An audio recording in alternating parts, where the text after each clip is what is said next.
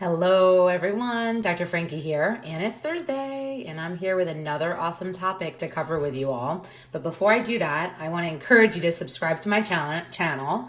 I'm at 13,000 something, but it keeps rising, and it's so motivating and exciting. I love that I'm able to give you information that is beneficial and that you like what you're hearing. And if there's anything I haven't covered that you want me to cover, please let me know. Just comment.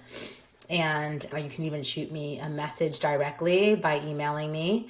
You can find me at Little Gay Book, and you can find me drfrankie.com and so on. And for those of you that are new to me, I'm a psychologist. I'm a board certified sex therapist. I'm also the CEO of Little Gay Book and Little Black Book Matchmaking.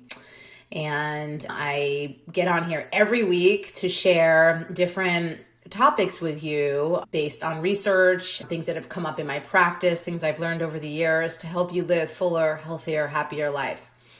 So today we're going to be jumping into a topic that's really hard for me actually. And the title is Dating as a Fat Person. In my generation, we'd never use the word fat. That word is like, in a way, it just feels really strange to use it. But my understanding is today, we've reclaimed the word and people are feeling really empowered by it. And I'm working on reclaiming it or claiming it and becoming more comfortable using it.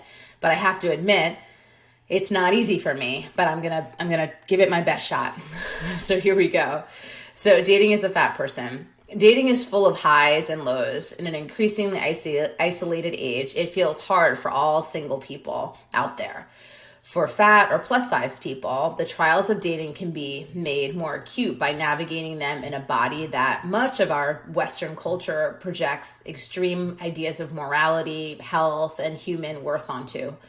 Politics of desirability may mean struggling to feel or be treated like you deserve a healthy relationship, even while being fetishized simultaneously. How to make sense, as my phone rings, how to make sense of these challenging experiences dating as a fat person. Let your dating experience inform your litmus tests. Fat people, like many other marginalized people, can face a range of microaggressions when dating.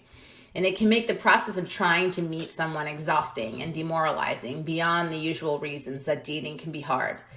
It's one thing to not connect with someone, and it's another thing to not connect with someone and also have them ask you if you're sure you don't want to order a salad. For this reason, it's completely fine and even advisable to respond to your dating experience by developing your litmus tests for potential dates. Notice what's coming up for you most often when you're on these dates. What makes you feel dehumanized or turned off? Or what tends to indicate a date who doesn't treat you well? Maybe it's pickup lines or compliments that are overly fixated on your body type. Maybe it's coded language about fitness. It can be difficult to give yourself permission to trust your instinct on these issues and turn someone down, especially if you've been conditioned to believe that you should be appreciative of any romantic attention. But it's worth it to take ownership of your own dating experience and curate who makes you feel actively good. Some people choose to be proactive on this point. If you use dating apps, one option is including language declaring explicitly that you're fat and or you don't plan on losing weight in your profile, mostly to weed out people who would respond poorly to that at the very first stage. Get clear and committed to your red flags. It's a common myth that thin people aren't attracted to fat people, but many thin people may be hesitant to navigate the social implications of openly dating a fat person, and this may translate into giving you treatment that's less than you deserve. For this reason, it's important to be your own advocate and be ready to set and maintain boundaries at the first sign of disrespect or mistreatment of any kind. Take time to think about what important red flags are for you. Unwillingness to introduce you to family and friends? Disinterest in dates that don't involve sex?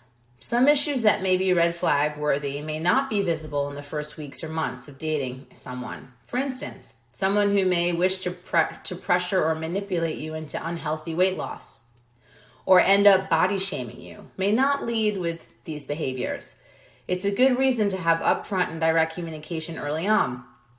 Don't feel shy about asking dates directly about their values, where they see their relationship going, and what you can expect from them. Don't lose sight of your green flags. Dating can feel like endless dodging bullets or bad matches for fat people. This can go doubly so in the process of trying to weed out people who don't approach the opportunity to date with you or date you with the appreciation you deserve. It's important not to lose sight of what you're actually looking for in a relationship. You deserve to be cared for and celebrated and prioritized, and to have your own emotional, relational, and sexual needs met. What does that look like for you? What are the concrete elements of your ideal relationship? Thinking about this question is how you determine your green flags. Material characteristics or actions you're looking for in a partner to signal their compatibility. What makes you feel supported and listened to in a relationship? A partner who asks a lot of questions and engages in active listening? What makes you feel desired and safe to be sexually free? Is it important to you that a partner has a healthy relationship with their own body image so they aren't projecting their internalized issues onto you? Make an actual list of these traits if possible and date with an emotional mindfulness towards seeking these people out and noticing whether they can show up in these ways. The hard part of relationships isn't necessarily finding someone who wants to date you sometimes. It's more difficult to engage in the constant process of discernment about whether the person who wants to date you can actually give you what you want and need. But it's a crucial path toward the relationship you want. I hope you found this helpful, and if you know anybody that might benefit from what I shared today, please share it with them. And if you have any questions or comments, please post below, and I look forward to seeing you next week.